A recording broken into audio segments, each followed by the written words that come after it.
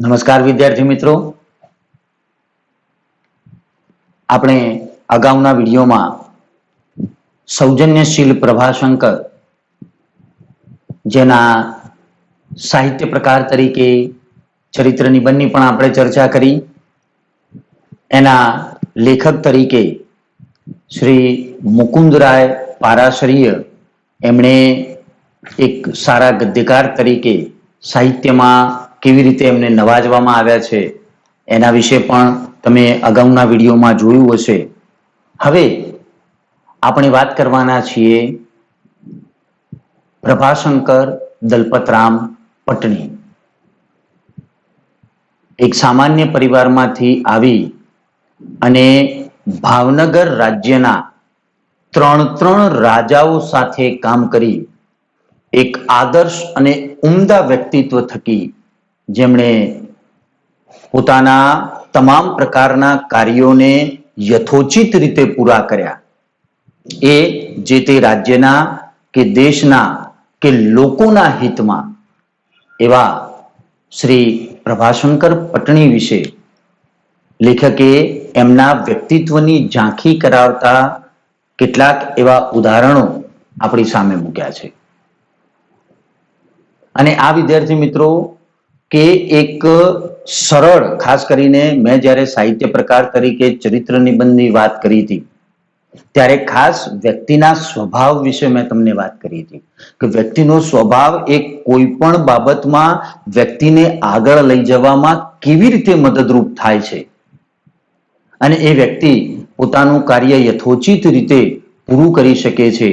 એવા પ્રભાશંકર ભાવનગર રાજ્યના મહારાજા શ્રી તખ્તસિંહજી, એમના પુત્ર મહારાજા ભાવસિંહજી અને એમનાય પુત્ર મહારાજા કૃષ્ણકુમારસિંહજી ત્રણ પેઢી સાથે કામ કરી અને પોતાના ઉમદા વ્યક્તિત્વનો જે પરિચય આપ્યો છે એ પ્રભાશંકર પટણીના વ્યક્તિત્વની જે ઝાંખી છે એના વિશે આપણે પાઠમાં જોઈશું કે પ્રભાશંકરનું વ્યક્તિત્વ કેવું હતું.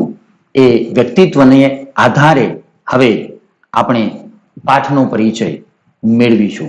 તો વિદ્યાર્થી મિત્રો, અહીં પ્રસ્તુત ચરિત્ર નિબંધમાં સર પ્રભાશંકર દલપતરામ પટણી એમને સરની ઉપાધિ, સર તરીકે એમને ઉપાધિ મળેલી એવા બહુ મોટા ગજાના વ્યક્તિ, પણ કદાચ મારા તમારા જેવા ઘણા લોકો આમના વ્યક્તિત્વથી કદાચ પરિચિત નહીં હોય, પણ આવા સાહિત્યકારોને પ્રતાપે આવા સારા વ્યક્તિઓ આપણા અભ્યાસક્રમમાં સામેલ થાય ને એમાંથી આપણે કંઈક પ્રેરણા લઈ શકીએ એવું એક ઉમદા વ્યક્તિત્વ એટલે સર પ્રભાશંકર દલપતરામ પટણી. એમના જીવનની ઝાંખી અહીં લેખકે બતાવી છે. એટલે ક્રમશઃ એમણે જુદા જુદા સ્વરૂપે પોતાના કાર્યોને ભાવનગર રાજ્ય અને પ્રજાના હિતમાં કેવી રીતે પૂરા પાડ્યા, કેટલી અસરકારકતાથી પૂરા પાડ્યા અને છતાંય એટલી બધી નમ્રતા કે ક્યાંય પોતે કર્યાનો ભાવ લાવ્યા સિવાય પોતાની ફરજ સમજી અને પૂરી નિષ્ઠાથી એમણે પોતાનું જે કર્તવ્યનું પાલન કર્યું છે એ બહુ જ અસરકારક રીતે અહીં લેખકે વર્ણવ્યું છે. હવે એમના એ જીવન વિશેની વાત કરતા જોઈએ તો સૌરાષ્ટ્રમાં મોરબી ગામમાં ગરીબ બ્રાહ્મણ કુટુંબમાં એમનો જન્મ થયેલો. જેમ આપણે ચરિત્ર નિબંધ, જીવન ચરિત્ર વિશે લખતા કહ્યું હતું કે એમાં વ્યક્તિના જન્મથી શરૂ કરી અને ક્રમશઃ એમના વ્યક્તિત્વ વિશેની માહિતી એમાં આપવામાં આવે.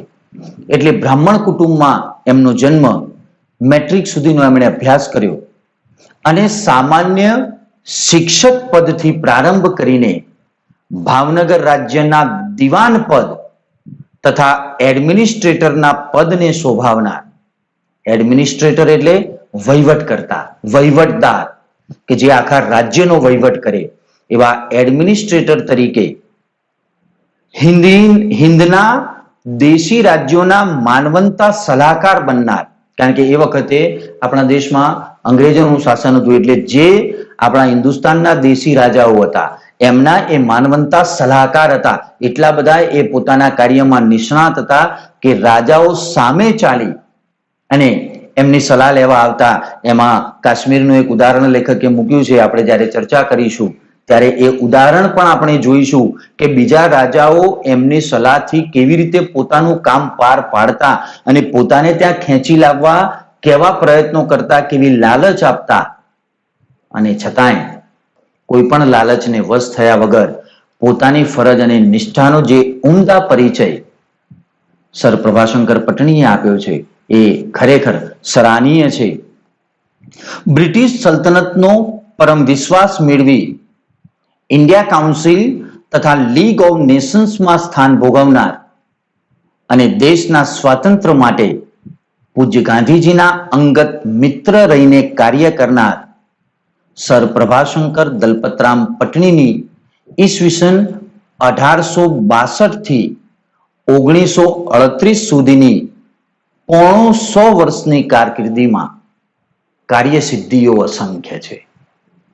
તમે જુઓ, અહીં એમના જન્મ અને મૃત્યુ વિશેની પણ વાત લેખકે કરી છે કે 1862માં જન્મી અને 1938 સુધી એટલે લગભગ 76 વર્ષની એમની આયુમાં, એટલે અહીં 100 વર્ષ એવું લખ્યું છે, એમની કારકિર્દીમાં એમણે અસંખ્ય સિદ્ધિઓ મેળવી છે. કારણ કે દરેક ક્ષેત્રમાં એમણે જે પોતાનું બહુમૂલ્ય યોગદાન આપ્યું છે એ યોગદાન એમના વ્યક્તિત્વને એક વિશેષ નિખાર આપે છે અને એ એમના વ્યક્તિત્વનું પણ સૌથી મોટું જમા પાસું છે.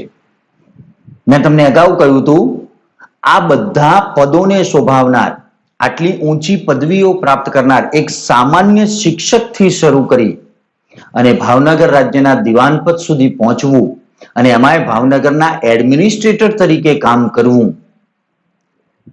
તેમાં મહત્વનો એમનો સ્વભાવ હતો.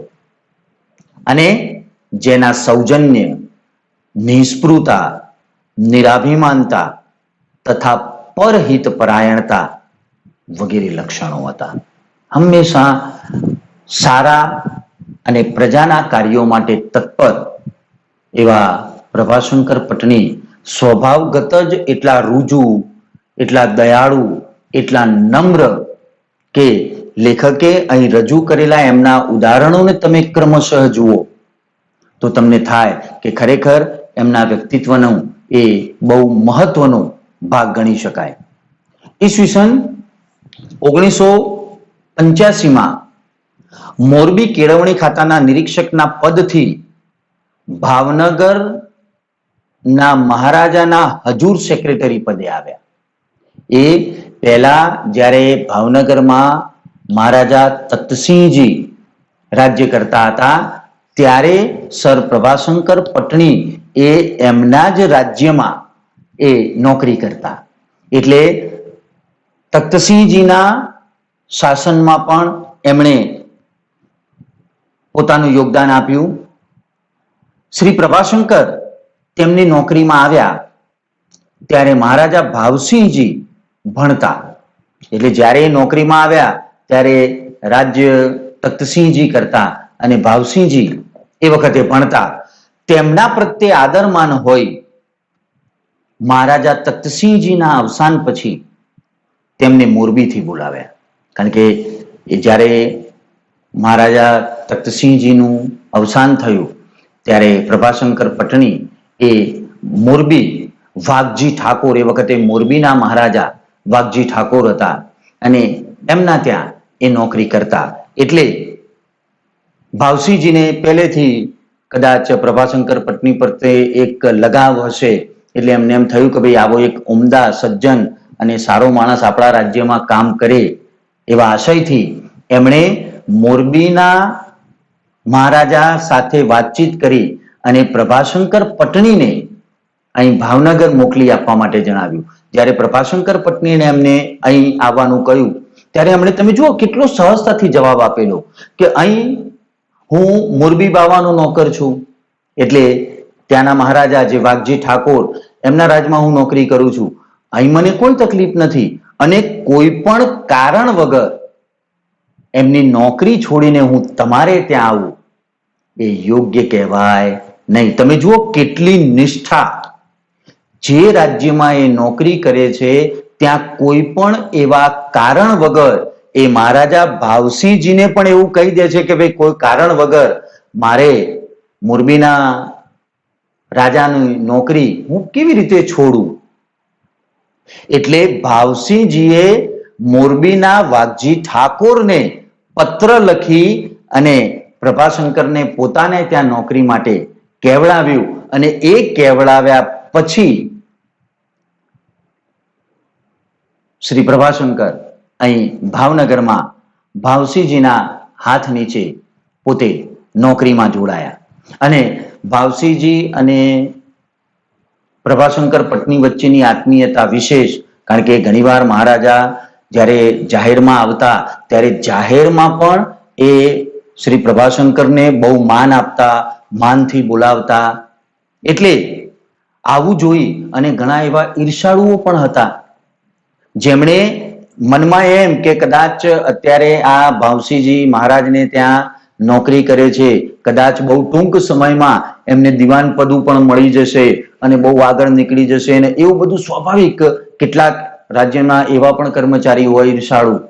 એટલે એવા કદાચ કોઈ કર્મચારી થ્રુ અથવા કોઈ બીજા એવા વ્યક્તિઓ વડે પણ સત્તાપદ વધતા શ્રી પ્રભાશંકરનું ખૂન કરવાના પ્રયત્નો પણ થયા. કદાચ એવા હુમલા પણ થયા હશે, એવા કોઈ પ્રયત્નો પણ થયા હશે. અને એ પ્રયત્નોમાં એકવાર પકડાયેલા મારાને ક્ષમા આપી. મારો એટલે જે મારવા આવનાર છે એ વ્યક્તિ પકડાઈ ગયો અને પકડાઈ ગયો ખબર પડી, પણ તમે જુઓ ખબર પડી છતાંય એને દંડ કરવાને બદલે, એને શિક્ષા કરવાને બદલે પ્રભાશંકરે એને ક્ષમા આપી, જવા દીધો. હશે એની કદાચ ભૂલ થઈ ગઈ હોય કે ગમે તે હોય, પણ આટલી બધી મોટાઈ રાખવી, જે વ્યક્તિ પોતાની જ હત્યાનો પ્રયાસ કરવા માંગતો હોય એવા વ્યક્તિને પકડાયા પછી પણ છોડી દેવાની આવી ઉદારતા તો આવા કોઈ વિરેલ વ્યક્તિ જ રાખી શકે. અને પ્રભાશંકર વ્યક્તિના સ્વભાવનું જે મેં કહ્યું એ બહુ આ ઉમદા જમા પાછું કહી શકાય, કારણ કે આવા વ્યક્તિઓ મળવા મુશ્કેલ છે કે જે પોતાનું જ ખૂન કરવા આવ્યો હોય એવો વ્યક્તિ ખરેખર પકડાય તો કોઈ પણ સંજોગોમાં એને કડકમાં કડક શિક્ષા થાય. એવા કદાચ એ પ્રયત્નો કરે જેથી બીજો કોઈ વ્યક્તિ આવું સાહસ ના કરે. એના બદલે એ વ્યક્તિને એમણે જાતે ક્ષમા આપી અને જવા દીધો. એ એમની મોટાઈ અને એમની ઉદારતા કહી શકાય. શ્રી પ્રભાશંકરે લખેલ મુક્તક તેમના વ્યક્તિત્વની વિશેષતા બતાવે છે. પ્રભાશંકર પટણીએ જાતે લખેલું એક મુક્તક જે એમણે પેલા ખૂન કરવા આવેલા વ્યક્તિને ક્ષમા આપી એના અનુસંધાનમાં આ મુક્તક કેટલું અસરકારક છે એ પણ અહીં જોવા જેવું છે. લખ્યું છે શ્રી પ્રભાશંકર પટણીએ કે મારી આખી અવની પરની જિંદગાની વિશે મેં રાખી હોય મુજ રીપુ પરે દ્રષ્ટિ જે રીતની મેં, તેવીએ જો મુજ ઉપર તું રાખશે શ્રી મુરારી, તોય તારો અંદરૂણી થઈને પાડ માનીશ ભારી. તમે જુઓ એ માણસ ક્યારે કોઈને પોતાનો શત્રુ ગણતા જ નથી. કેવો ઉમદા ભાવ એમના મુક્તકમાં એમણે પોતે વ્યક્ત કર્યો છે. કે છે મારી આખી અવની પરની જિંદગાની વિશે મેં, એટલે અવની એટલે પૃથ્વી. આ પૃથ્વી ઉપર જ્યારથી હું આવ્યો ત્યારથી મેં જે જોયું, જાણ્યું, હું જે કંઈ સમજ્યો છું અથવા જે રીતનું મારું વર્તન અને વ્યવહાર હોય કોના પ્રત્યે, રાખી હોય મુજ રીપુ પરે દ્રષ્ટિ જે રીતની મેં, રાખી હોય મુજ રીપુ પરે. રીપુ એટલે શત્રુ, દુશ્મન. મેં મારા દુશ્મન ઉપર પણ જેવી દ્રષ્ટિ રાખી હોય તેવીએ જો મુજ ઉપર તું રાખશે શ્રી મુરારી, એવી દ્રષ્ટિ હે પ્રભુ જો તું મારા ઉપર રાખીશ તોય તારો અંદરૂણી થઈને પાડ માનીશ ભારી. અને તોય હું તાનો ઋણી રહી અને તારો બહુ મોટો પાડ માનીશ. પાડ માનવો તારો બહુ ઉપકાર ગણીશ.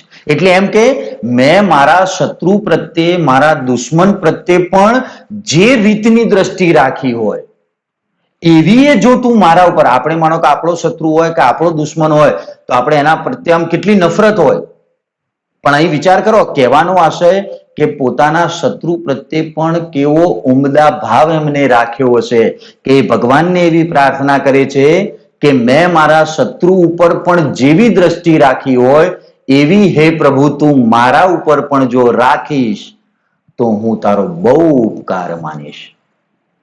તમે વિચારો મિત્રો કે આટલું ઉમદા વ્યક્તિત્વ કે જે પોતાના શત્રુને કદાચ ક્યારેય શત્રુ ગણ્યા નથી અને આટલી સરળતાથી માફ કરી દીધા, એ જ એમના ઉમદા વ્યક્તિત્વનો પરિચય છે. અને પ્રભુ પાસે પણ એ એટલું જ માગે છે કે જો તું એટલી દ્રષ્ટિ મારા ઉપર કૃપા દ્રષ્ટિ રાખીશ તોય તારો બહુ મોટો હું ઉપકાર માનીશ.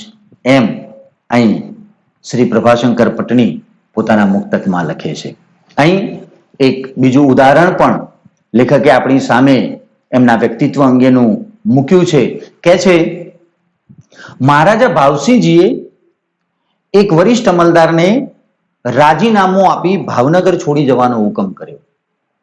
ત્યારે શ્રી પ્રભાશંકરે પોતાનું રાજીનામું ધરી બગડેલી બાજી સુધારી. કોઈ અમલદાર ભાવનગર રાજ્યમાં હશે, એનાથી કદાચ કોઈ બહુ મોટી ભૂલ થઈ ગઈ હશે કોઈ પણ કારણસર, અને મહારાજા ભાવસિંહજી એકદમ ગુસ્સે થઈ ગયા અને તરત આદેશ કરી દીધો કે ભાઈ આને તાત્કાલિક, એને કહી દીધું કે ભાઈ તું રાજીનામું આપી દે. અને પાછું પ્રભાશંકર પટણીને કહ્યું કે ભાઈ આનું રાજીનામું મેળવી લો અને એને તાત્કાલિક ભાવનગર રાજ્યની બહાર મોકલી દો. પેલો તો બિચારો કરગરતો પ્રભાશંકર પાસે આવ્યો, પોતાની કદાચ જે કંઈ આપવીતી હશે એને રજૂ કરી. એટલે પ્રભાશંકરને લાગ્યું કે સાલું મહારાજાથી નક્કી કંઈક ઉતાવળ થઈ ગઈ છે. એટલે એમણે મહારાજા સાહેબ સામે સીધે સીધા તો કેવી રીતે કહેવાય કે મહારાજા સાહેબ તમે આ જે કર્યું છે એ ખોટું છે. એટલે એમણે યુક્તિ વાપરી. એમણે શું કર્યું, પેલા અમલદારને તો મહારાજાએ કહી જ દીધું હતું કે ભાઈ તમે તાત્કાલિક એને છૂટો કરી એનું રાજીનામું લઈ એને ભાવનગરની બહાર તગેડી મૂકો. એટલે બીજું કશું કર્યા વગર પ્રભાશંકર પટણી પોતાનું રાજીનામું લઈ અને મહારાજા સાહેબ પાસે ગયા. એમણે મહારાજાને પોતાનું રાજીનામું ધરીને કહ્યું કે લો મહારાજા, આ મારું રાજીનામું, મારે હવે કામ કરવું નથી. મહારાજા તો આશ્ચર્યચકિત થઈ ગયા. એમને થયું સાલું કે એવું તો શું બન્યું કે તમે અહીં કામ કરવાની ના પાડો છો, તમે રાજીનામું ધરો છો? ત્યારે પ્રભાશંકર પટણીએ જે સરળતાથી વાત સમજાવી, એમણે રાજાને કહ્યું કે રાજા કેવળ દંડદાતા નથી પણ પ્રજાનો બાપ પણ છે. એક રાજા, તમે રાજા છો તો રાજા કેવળ દંડ જ આપી શકે એવું નહીં, એ પ્રજાનો બાપ છે એટલે પ્રજાનું પાલન કરનાર છે. જે વ્યક્તિએ પોતાના રાજમાં રાજની સેવા કરતા 1, 2 કે 3 પેઢીથી સતત રાજની સેવા કરી હોય અને એવા વ્યક્તિથી કદાચ કોઈ કારણસર કોઈ ભૂલ થઈ જાય તો એ ભૂલને બદલે એની ક્ષમા આપવાની પણ આપ નામદાર મહારાજા સાહેબ શ્રીની છે. પણ જો તમે એને માફ કરવાને બદલે આ પ્રકારે સજા આપી દો, એમના આટલા બધા વર્ષોથી કરેલા કાર્ય ઉપર તમે એક પળવારમાં પાણી ફેરવી અને એને આ રાજ્યમાંથી બહાર કાઢી મૂકવાની વાત કરો તો કાલ અમારામાંથી પણ કોઈના ભૂલ થઈ જાય. અને જો ભૂલ બદલ આવી જ સજા મળવાની હોય તો એના કરતા પહેલાથી જ હું મારું રાજીનામું આપી દઉં. મહારાજાને વાત સમજાય, સમજણ પાડી કે રાજા કેવળ સત્તાધીશ દંડદાતા નથી, પ્રજાનો બાપ પણ છે. અને મહારાજા ભાવસિંહજીને આ વાત બરાબર ગળે ઉતરી. એમને વાસ્તવિકતા સમજાય કે સાલું પોતાનાથી કંઈક ઉતાવળ થઈ ગઈ છે. એટલે એમણે પ્રભાશંકરને આ કેસ સોંપ્યો અને કહ્યું કે ભાઈ તમને જેમ અનુકૂળ લાગે એમ પણ બધું હેમખેમ પાર પાડી દો. અને એ રીતે પ્રભાશંકર પટણીએ આખી બગડેલી બાજી સુધારી દીધી. આવી કર્તવ્ય નિષ્ઠા અને સાથે સાથે સાચી વાત પણ મહારાજા સાહેબ સુધી કહેવાની જે હિંમત, જે પોતાની નૈતિકતા, એ પણ એમના વ્યક્તિત્વમાં પ્રગટ થતી આપણે જોઈએ છે. એ વખતે ભાવનગર અને કાઠિયાવાડ એ બધામાં હજુ અંગ્રેજો પ્રવેશ્યા નહોતા. જ્યારે દેશના બીજા ભાગોમાં, રાજ્યના બીજા ભાગોમાં અંગ્રેજોનું શાસન હતું. કારણ કે અંગ્રેજોએ આપણા દેશ ઉપર ઘણા બધા વર્ષો સુધી શાસન કર્યું. એટલે એ વખતે ઇંગ્લેન્ડના મહારાણી વિક્ટોરિયાના 1/11/1858ના ઢંઢેરાથી ઈસ્ટ ઇન્ડિયા કંપની સાથે થયેલા કરારો તાજ સાથે જ થયા હોય એમ ગણી તેનું પાલન કરવાનું વચન આપેલું.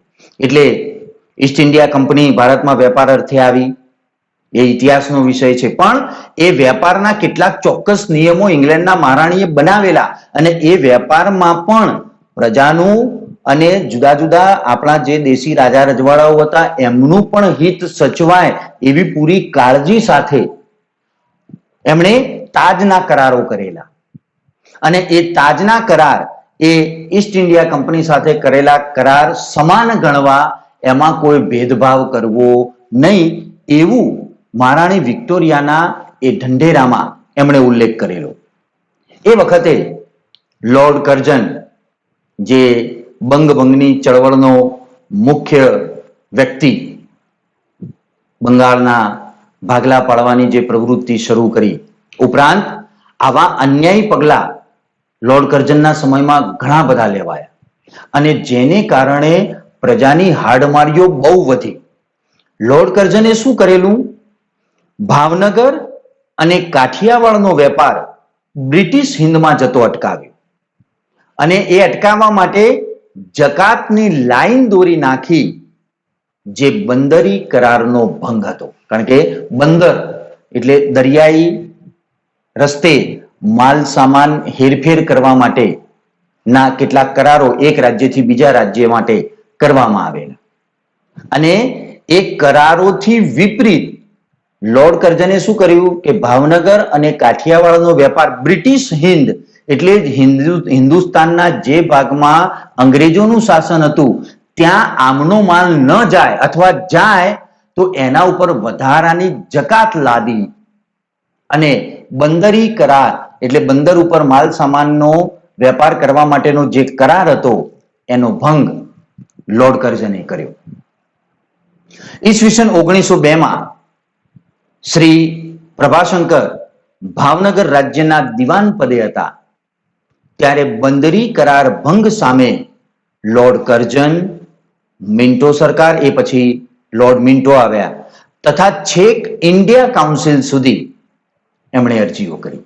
તમે જુઓ, પ્રભાશંકર પટણી ભાવનગર તથા કાઠિયાવાડ અને પ્રજાને થતા નુકસાન અંગે કેટલા બધા સચેત હતા કે લોર્ડ કર્ઝને આ જે બંદરી કરારનો ભંગ કર્યો, એ કરાર સામે એમણે અવારનવાર લોર્ડ કર્ઝનને, મિન્ટો સરકારને અને છેક ઇન્ડિયા કાઉન્સિલ સુધી એમણે અરજીઓ કરી, અને કોઈ પણ હિસાબે આ કરાર રદ થાય, અથવા આ જે નવો નિયમ લાદવામાં આવ્યો છે લોર્ડ કર્ઝન દ્વારા, એ કોઈ પણ સંજોગે રદ થાય એ માટે એમણે ભરપૂર પ્રયાસો ચાલુ જ રાખ્યા. પણ ધીરે ધીરે આ તો ઇન્ડિયા કાઉન્સિલ ની રચના અને એના સભ્યો ઇંગ્લેન્ડમાં હતા, એટલે ઇંગ્લેન્ડમાં આનો કેસ ચાલવાનો હતો. તો ઇંગ્લેન્ડમાં તેનો કેસ શ્રી ભાવનગરી નામના સદગૃહસ્થને સોંપ્યો કે ભાઈ ઇંગ્લેન્ડમાં કેસ હતો, એટલે અહીંથી બધા કાગળિયા ત્યાં પહોંચાડી અને આ કેસ લડવા માટે એમને જવાબદારી આપી. 1910 સુધી કામ પાર ન પડતા 1902 થી પ્રભાશંકર પટણીએ શરૂઆત કરેલી, અને 1910 સુધી કામ પાર ન પડ્યું એટલે તેઓ જાતે ઇંગ્લેન્ડ ગયા અને તેના સેક્રેટરી લોર્ડ મોરલી ને મળી અન્યાયી પગલાનો ઠરાવ રદ કર્યો. એમણે પોતાની વાત ત્યાં રૂબરૂ જઈ ઇન્ડિયા કાઉન્સિલના જે સેક્રેટરી હતા લોર્ડ મોરલી, એમને પોતાની આખી વાત સમજાવી, અને બહુ પદ્ધતિસરની વાત એમણે જે રીતે લોર્ડ મોરલી સામે રજૂ કરી, એટલે એમને ખરેખર લાગ્યું કે લોર્ડ કર્ઝને આ જે નવી જકાતની લાઈન દોરી છે એ ખરેખર અન્યાયી છે અને એ ઠરાવ સર પ્રભાશંકરના ત્યાં ગયા પછી, લોર્ડ મોર્લીને મળ્યા પછી એ રદ થયો અને એ ઠરાવ રદ થવાના અનુસંધાનમાં લોર્ડ મોર્લીએ કેસ જીતવા બદલ અભિનંદન આપ્યા. ત્યારે પ્રભાશંકરે શું કહેલું કે આ જીત મારી નહીં, બ્રિટિશ રાજ્યમાં રહેલી ન્યાયની ભાવનાનો છે. આ મારી જીત નથી, પણ બ્રિટિશ રાજમાં હજુ ન્યાય છે, કારણ કે એમને યોગ્ય ન્યાય મળ્યો, એટલે આ બ્રિટિશ રાજ્યમાં રહેલી ન્યાયની ભાવનાનો વિજય છે એમ કહ્યું અને આ સફળતાનો બધો યશ એમણે શ્રી ભાવનગરીને આપ્યો. એમણે સામેથી એવું કહ્યું કે ભાઈ પોતે ગયા અને આવું કર્યું, મેં કર્યું, એવું મેં કર્યું એવું કશું જ નહીં, પણ એમણે પહેલેથી આ જવાબદારી શ્રી ભાવનગરીને સોંપેલી. પોતે ગયા, વાતની રજૂઆત કરી, પણ એમાં પોતે જાણે કે બધું કરી નાખ્યું હોય એવો કોઈ ભાવ લાવ્યા સિવાય એમણે વાત તો એમ જ કરી કે આ બધું શ્રી ભાવનગરીએ કર્યું છે. ઘણીવાર ઇંગ્લેન્ડ જ્યારે બ્રિટિશરો આવી રીતે એકબીજાને મળતા ને એમાં ખાસ કરીને સર પ્રભાશંકરને મળવાનું થાય ત્યારે ઘણીવાર અંગ્રેજો અંદર અંદર એમના ઉપરી અધિકારીઓને આવી વાત કરતા કે જો તમારે પ્રભાશંકર સાથે કોઈ પણ બાબતમાં ઝઘડો થયો હોય, તકરાર થઈ હોય અથવા કોઈ પણ રીતે એમની સાથે તમારે કોઈ કાર્યવાહી કરવાની થાય તો એ તમે લેખિતમાં કરજો. જો તમે મૌખિક એની કોઈ પણ રજૂઆત કરશો તો એ એમની અસરકારક રજૂઆત કરી અને તમને એમના મતના કરી નાખશે. એટલે પ્રભાશંકર પટણી જે માને છે, જે વિચારે છે, એ વિચારો સાથે એને જોડતા કરી દેવાની ક્ષમતા પ્રભાશંકર પટણીમાં હતી અને એ અંગ્રેજો પણ સ્વીકારતા. એટલે પોતાના અધિકારીઓને આ વાતથી વાકેફ કરતા કે તમારે પ્રભાશંકર પાસે કંઈ પણ કામ કરવું હોય તો રિટર્નમાં, લેખિતમાં કરવું, કારણ કે મૌખિક તો તમે ગમે બોલી શકો, ગમે તેટલું બોલી શકો, ગમે તે રીતે સમજાવી શકો, પણ લેખિતમાં તો જરૂર પૂરતી જ વાત થાય. એટલે એણે લેખિતમાં રજૂઆત કરવાની વાત કરી. જો મૌખિક રજૂઆત કરશો તો એ તમને પોતાના મતના કરી નાખશે. આવા ઉમદા વ્યક્તિત્વ ધરાવતા સર પ્રભાશંકર પટણી, એમનો આ વિડીયોમાં વિદ્યાર્થી મિત્રો આપણે આટલો પરિચય જોઈએ.